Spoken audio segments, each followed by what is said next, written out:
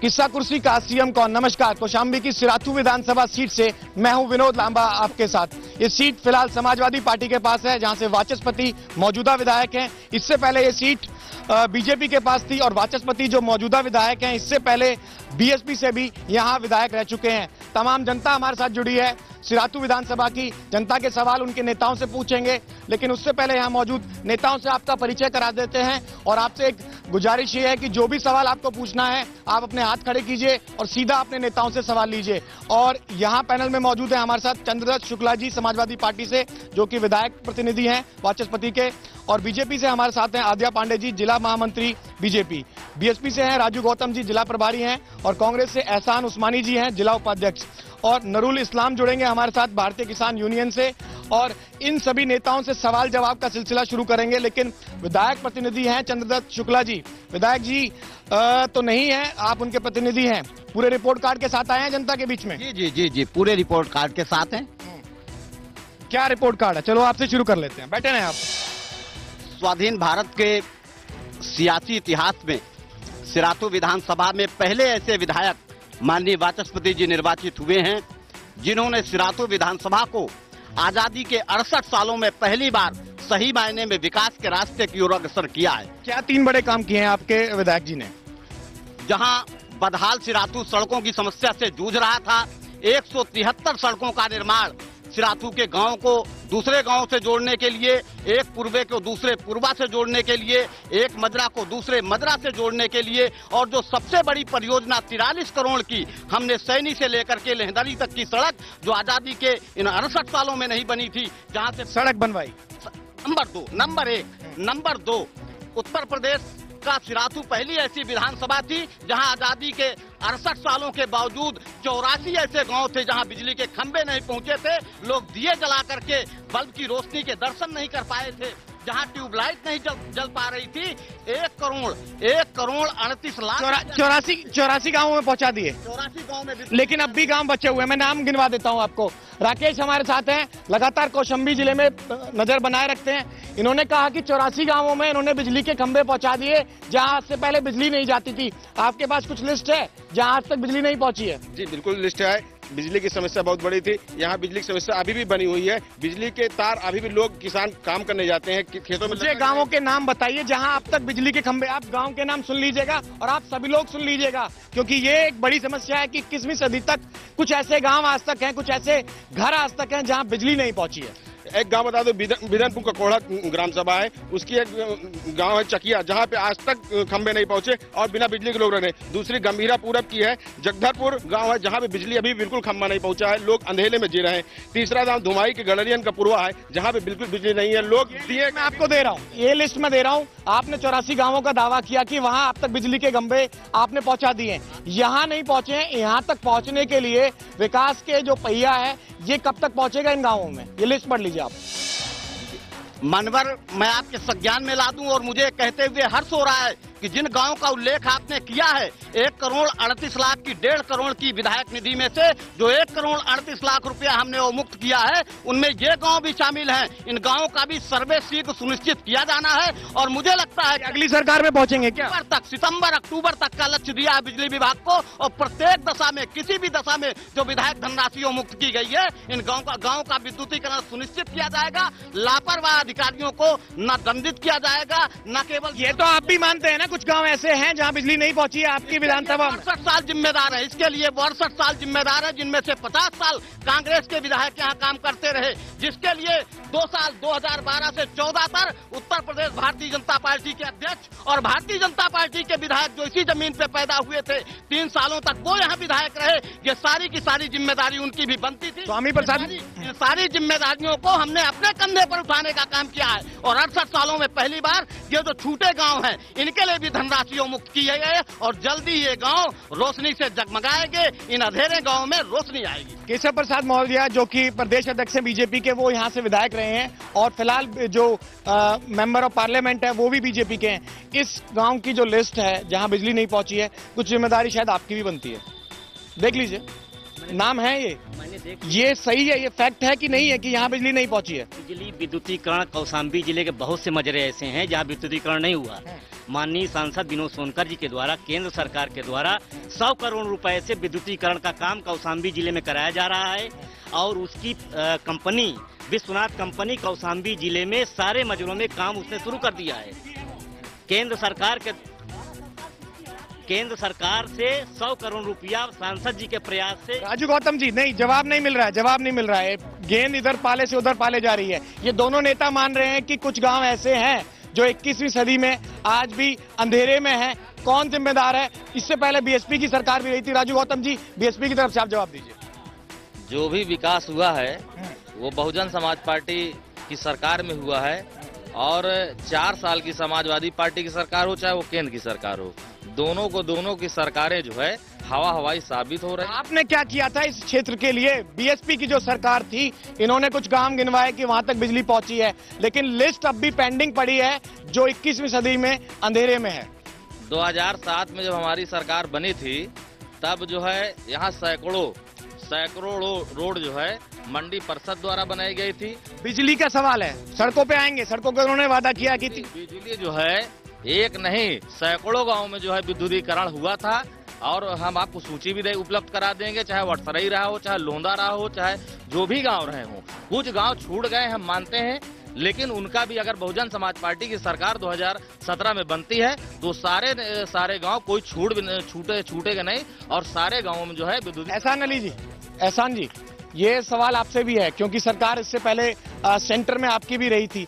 क्या आपको लगता नहीं है ये जनता का अपमान है कि 21वीं सदी में जहां आप इंटरनेट की बात करते हैं, मोबाइल की बात करते हैं और लैपटॉप भी बांटती है मौजूदा सरकार, आप लोगों की सरकार ने भी दावे किए होंगे, कुछ काम किए होंगे, लेकिन अगर बिजली जो सबसे आधारभूत सुविधा गिनी जाती है वो नहीं पहुंची है तो उसके लिए आप लोग भी जिम्मेदार हैं। देखिए, जो 27 साल से हमारी सरकार यूपी में नहीं, सेंटर में तो थे ना आप लोग? सेंटर में थे। सेंटर में से जो भी लोग यहाँ पे पैसा लेके आते, जैसे बसपा लेके आती थी, सपा लेके आती थी और बीजेपी भी लेके आती थी, तो उनको ही यहाँ पे काम करना चाहिए। सेंटर जो अपना जैसे ग्राम प्रधान योजना थी, सड़क थी, वो हम लोगों ने बनवाया। 27 साल से हमारी यहाँ पे सरकार नहीं है। आपकी सरकार नहीं है इसलिए ठीक है, चलो जो भी है, लेकिन सवाल सबसे उठेंगे क्योंकि मुद्दा विकास का है। नरूल इस्लाम जी भी हमारे साथ हैं, उनको भी चर्चा में ले लेते हैं। भारतीय किसान यूनियन के किसानों की क्या बड़ी समस्या है इस सिराथू विधानसभा में? किसानों की समस्या नहरों में पानी की है सबसे बड़ी समस्या, और जो इस समय वर्तमान में है नहरें सूखी हैं, बिजली तो टाइम से आ रही है मगर नहरों में पानी नहीं है, ये बहुत बड़ी समस्या है। इसके लिए कौन जिम्मेदार है? इसके लिए हम दोनों को जिम्मेदार मानते हैं। किसको? केंद्र सरकार को, प्रदेश सरकार, दोनों जिम्मेदार मानते हैं। दोनों जिम्मेदार है। पानी नहीं पहुंचा किसानों से और किसान यूनियन की तरफ से ये आवाज है। नहरों में पानी पहुंचाने की जिम्मेदारी सीधे प्रदेश सरकार की है। विद्युतीकरण का जो विषय आप लेके चले गए, 100 करोड़ रुपए से पूरे जिले में 2018 तक पूर्ण तरीके से विद्युतीकरण कराने का कौशाम्बी पूरे जिले में पैसा आ गया है।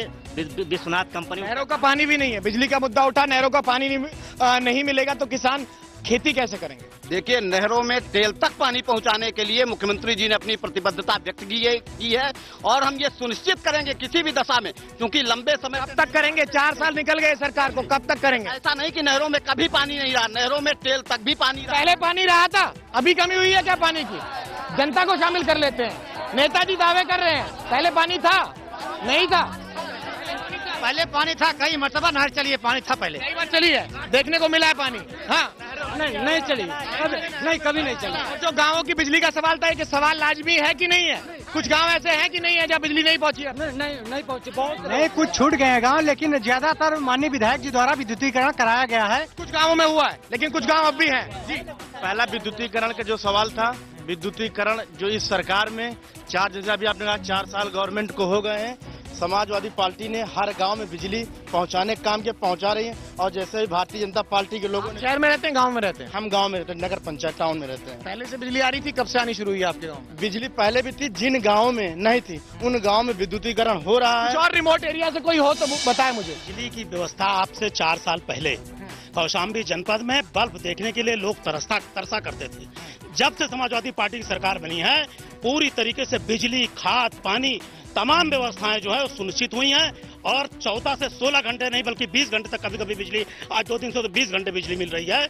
बहुजन समाज पार्टी के कई बार विधायक रहे, उन्होंने विद्युतीकरण करवाया ना। आपके मौजूदा विधायक थे, जो आपके मौजूदा विधायक थे वो भी बीएसपी में थे पहले, वो भी बीएसपी में थे पहले। बीएसपी में थे, जब बीएसपी में थे तो सरकार का काम था, बीएसपी के कानून उसे संविधान से बंधे हुए थे, वो कैसे लोगों का काम करवाते। शमशाबाद से कोई है? माननीय प्रधानमंत्री जी की जो ड्रीम योजना है आदर्श गांव को गोद देने की, उस गांव के ग्राम सभा के प्रधान बैठे हुए हैं। 2 सालों में वहां एक सोलर लाइट। शमशाबाद से आते हैं आप प्रधान हैं? प्रधान है शमशाबाद के। ये आपके गांव को एमपी साहब ने गोद लिया हुआ है। जी जी। कितनी परियोजना शुरू हुई वहाँ मात्र 35 सोलर लाइट लगाई गई है सांसद जी द्वारा। और सुन लीजिए आप भी, 35 सोलर लाइट लगाई गई है और उसके अलावा कोई विकास कार्य नहीं हुआ वहाँ। और क्या कार्य होने थे जो नहीं हुए, पेंडिंग है? अब पेंडिंग में जैसे पानी टंकी बननी थी, उसका टेंडर वगैरह हुआ लेकिन धन नहीं आया, धन के कारण पानी टंकी नहीं बन पाई। आद्या पांडे जी, सोलर लाइट लगी है, सोलर लाइट लगी है, खाली सोलर लाइट लगी है, ये मान रहे हैं उस गांव के प्रधान। पहले आप आरोप लगाए, उससे पहले पूछ लेता हूँ, क्या उस गांव के प्रधान है ये?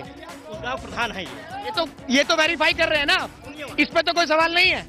और ये प्रधान कह रहे हैं कि 35 सोलर लाइट लगी है, उसके अलावा पूरे गांव में शौचालय बन गए।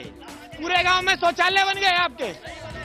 पूरे गांव में शौचालय बन गए आपके? जवाब सुन लीजिए अपने सवाल का।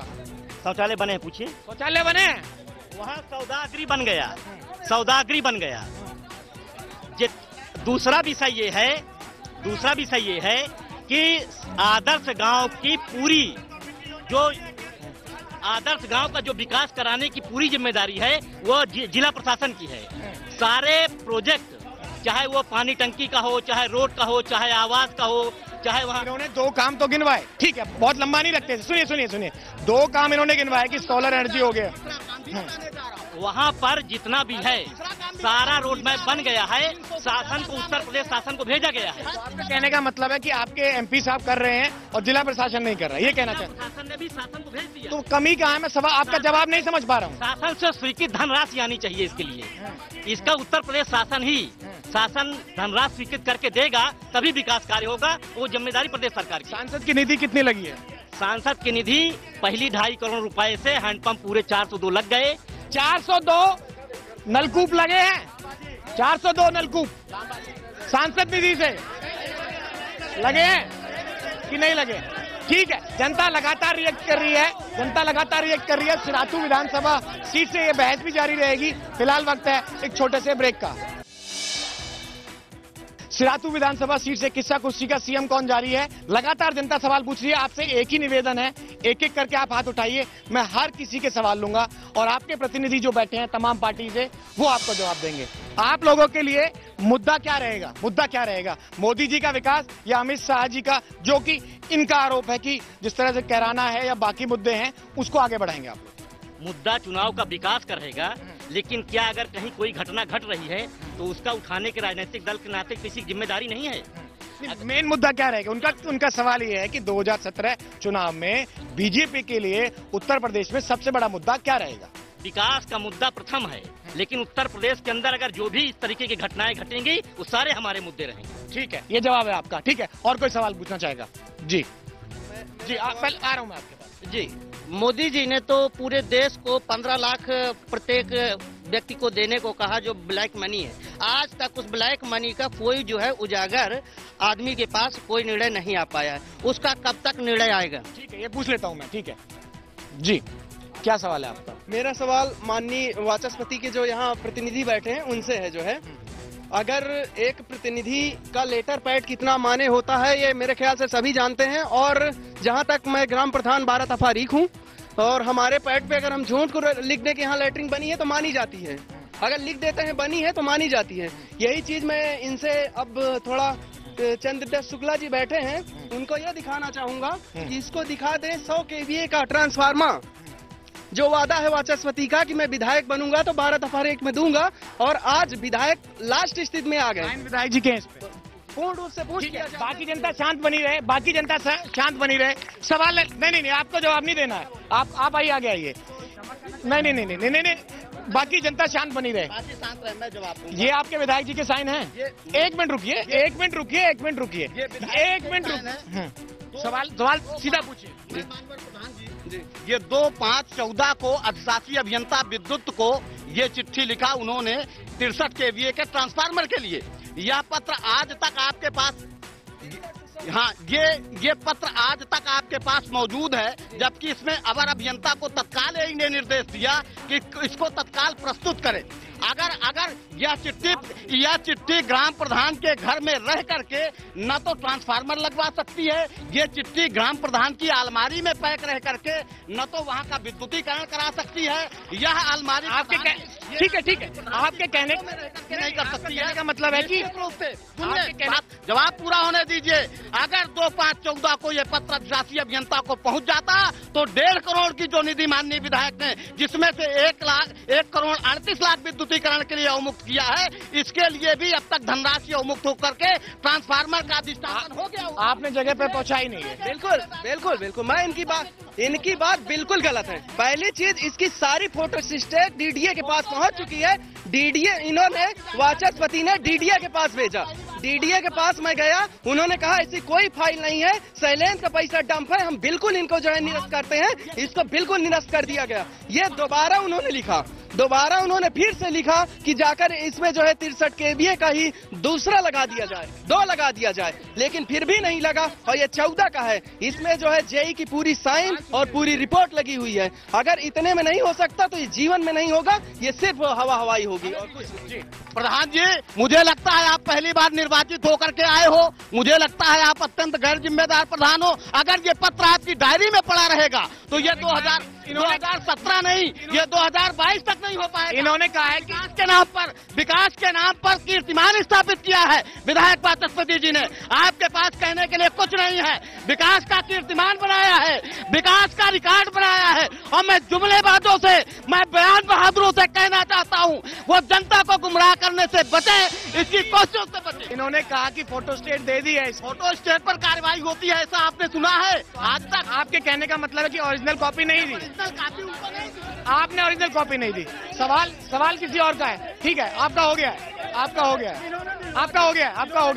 सर, मैं एक छात्र हूँ और मैं भाजपा के रिप्रेजेंटेटिव से पूछना चाहता हूँ कि सिर्फ यही एक ऐसी पार्टी है जो समाज में जहर घोलने का काम करती है। कौन सी पार्टी? भारतीय जनता पार्टी के रिप्रेजेंटेटिव से पूछना चाहता हूँ। ठीक है, किसी और का कोई सवाल हो तो किसी और।